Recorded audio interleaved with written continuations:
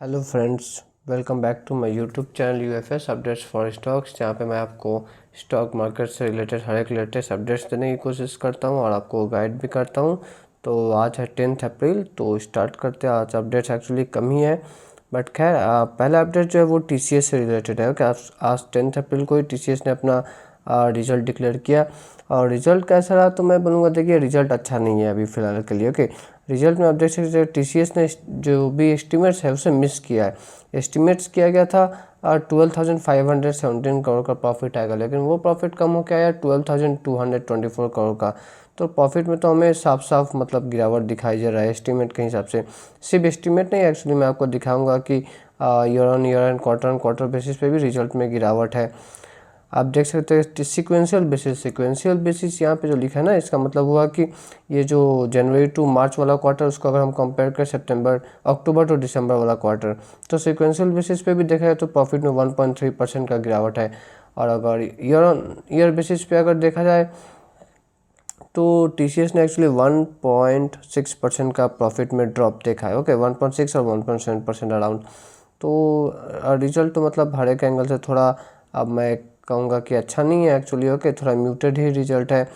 और मैनेजमेंट खुशी मना रही है कि इन्होंने 30 बिलियन का रेवेन्यू क्रॉस कर दिया, बट खैर वो सब बस कहने की बात है। लेट्स एक्नॉलेज द ट्रूथ कि ये जो इंडियन आईटी कंपनी जो है बड़े बड़े इन पे मतलब ग्रोथ ज़्यादा नहीं देखने को मिलता। टीसीएस, इन्फोसिस, ये सब मैं कंपनीज की बात कर रहा हूँ, तो इसमें ग्रोथ हमें ज़्यादा नहीं देखने को मिलता। बहुत ही मतलब एवरेज से भी बिलो एवरेज ग्रोथ रहता है। अगर EBITDA मार्जिन का भी बात करें तो ये भी एक्चुअली हम कंपेयर करें तो बहुत ख़राब रहा। ओके, प्रीवियस जो 3 मंथ था उसमें कितना था आपको पता है। ये आईटी कंपनी है तो आईटी कंपनी का रिजल्ट आप प्रीवियस 3 मंथ से कंपेयर करते हैं एक्चुअली। तो प्रीवियस जो 3 मंथ था अक्टूबर टू दिसंबर, तब EBITDA मार्जिन 24.47 था, वो कम होकर अभी कितना 24.2 हो गया है। और एनालिस्ट का एक्सपेक्टेशन भी 24.7 का ही था, बट उससे कम होकर 24.2 पे आया है।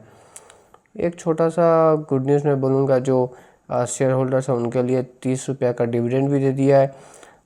मतलब अब गुड न्यूज़ में क्या बोलूँ, देखिए डिविडेंड का फ़ायदा एक्चुअली लॉन्ग टर्म में होता है। ओके, किसी ने समझ लीजिए टीसीएस आज से बहुत पहले खरीदा होगा। ओके, बहुत पहले, लेट्स से अब मे बी मैं एक एवरेज जस्ट कुछ भी एक वैल्यू लेता हूँ, एक रैंडम मैं जस्ट वैल्यू लेता हूँ। लेट्स से किसी ने बहुत साल पहले टीसीएस के शेयर खरीदे होंगे। ओके, लेट्स से ₹500 के करीब में। ओके, कितना ₹500 के करीब में। तो जो आदमी 500 में खरीदेगा ना, उससे अगर 30 रुपये के करीब डिविडेंड मिलेगा तो वो उसके लिए कुछ होता भी है। ओके, वो उस ऑलमोस्ट 6-7% का डिविडेंड होता है। ओके, बट आज अगर आप अभी खरीदिएगा तो आपको थोड़ी 3500 का शेयर खरीद के 30 रुपये का डिविडेंड में कुछ भी समझ आएगा, कुछ भी नहीं समझ आता। तो remember, dividend is a long term game. आप कंपनी को इनिशियल स्टेज पे खरीदिए, कंपनी 100-200 गुना अगर वहाँ से हो जाए, तब जो भी डिविडेंड देती है ना, वो कुछ फील होता है। अगर अटायरेशन रेट का बात करें तो इसमें भी इंक्रीज हुआ है। ओके, अटायरेशन रेट एक्चुअली जितना ज़्यादा ये कंपनीज का आईटी कंपनीज का बढ़ता है ना, उतना ज़्यादा इनके लिए ख़राब माना जाता है। तो इंक्रीज ये भी स्लाइटली थोड़ा ज़्यादा हो गया। अटायरेशन रेट आप देख सकते हैं कितना था, कितना है अभी मार्च जो क्वार्टर के, इसमें 13.3% है। ओके, सॉरी मैं ट्रेलिंग 12 मंथ बेसिस पे बोला हूँ, 13.3% का है। ओके, तो जो कि पहले 13% का करीब में था। तो ये टीसीएस से रिलेटेड एक अपडेट था।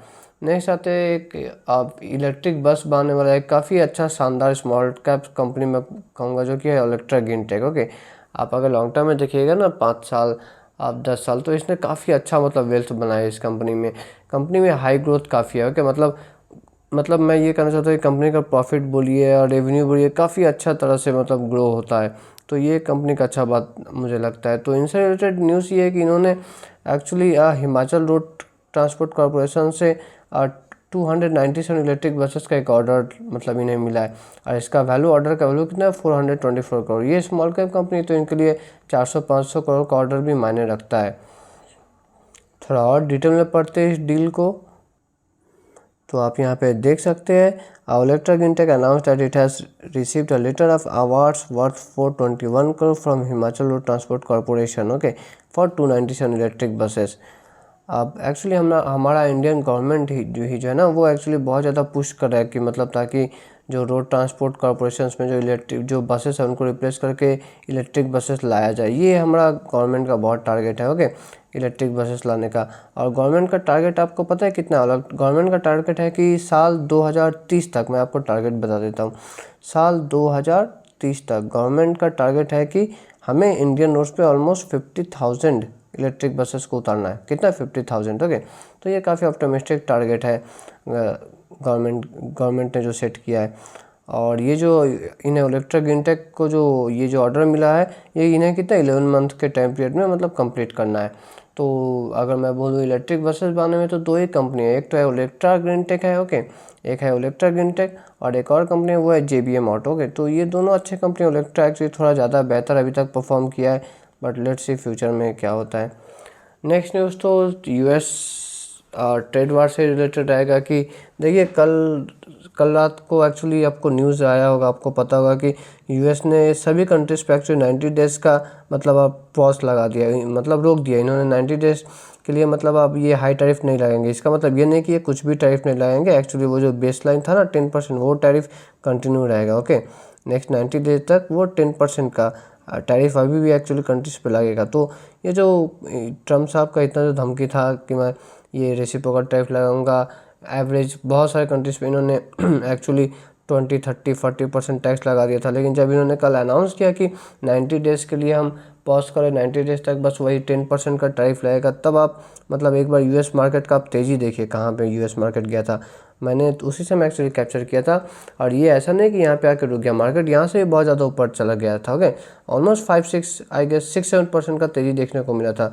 और ये जो तेज़ी है ये एक्चुअली 2008 का जो फाइनेंशियल ईयर क्राइसिस जो आया था ना, उसके बाद से एक सबसे बड़ा तेज़ी है। मतलब देखिए 2008 में मार्केट बहुत गिरा था, लेकिन गिरने का नीचे से एक बाउंस भी तो आता है ना, तो वो जो बाउंस था ना, तो उसके बाद एक्चुअली ये सबसे अच्छा मतलब एक मतलब हमें अमेरिकन मार्केट में सबसे ज़्यादा तेज़ी देखने को मिला था सिंगल डे में, कल जो हुआ था।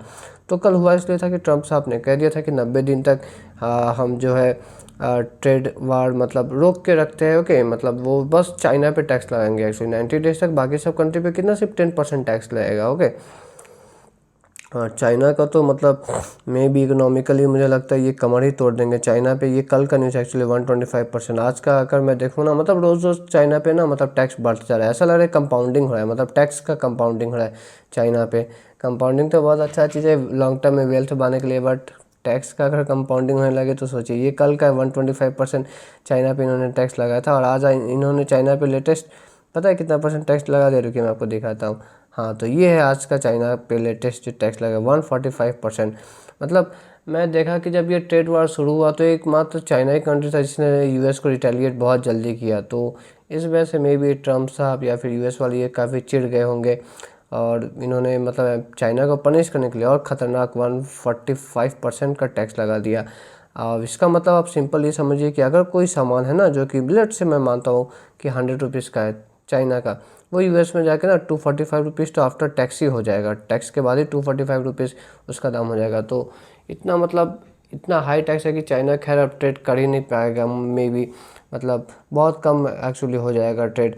और इससे फ़ायदा किसको होगा? चाइना प्लस वन एक जो पॉलिसी था ना उन कंपनीज को फ़ायदा होगा। ओके, चाइना प्लस वन जो पॉलिसी था US का, उन कंट्रीज या उन कंपनीज को फ़ायदा मिलेगा।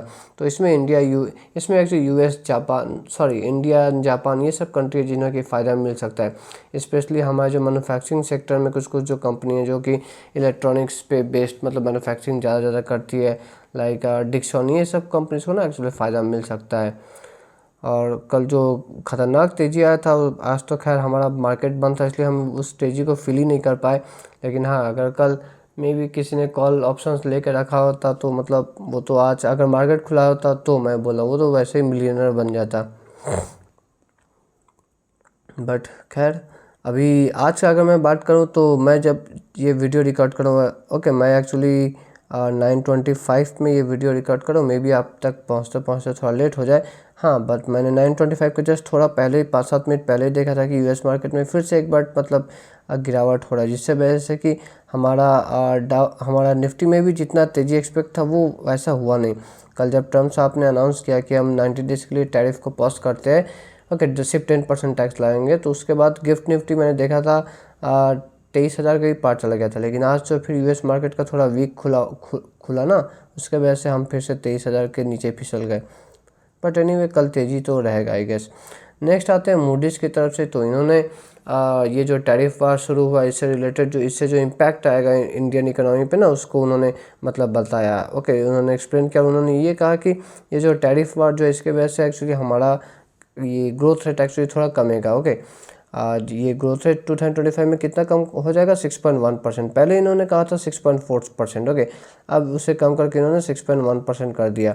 कल मैंने एक वीडियो अपलोड किया था, मैंने आपको बताया था, उसमें आरबीआई भी अपना ग्रोथ एस्टीमेट को कम करा। आरबीआई का पहले मानना था कि 6.7% होगा, वहाँ से आरबीआई ने कम करके उसे 6.4% कर दिया। ओके, और मूडीज़ ने भी अपना जो पहले जो ग्रोथ प्रोडिक्शन था 6.4%, उससे कम करके 6.1% कर दिया। तो अभी फ़िलहाल टैरिफ पर थोड़ा तो मतलब कूल ऑफ हुआ है, बट ऐसा नहीं कि पूरा ख़त्म हो गया है। अब लेट्स से नेक्स्ट 90 डेज़ में इंडिया गवर्नमेंट क्या मतलब नेगोशिएशन करती है। तो इस वीडियो में इतना ही। अगर आपको वीडियो अच्छा लगा होगा तो make sure you like and subscribe my YouTube channel. मिलते हैं नेक्स्ट वीडियो में, तब तक के लिए टाटा बाय बाय।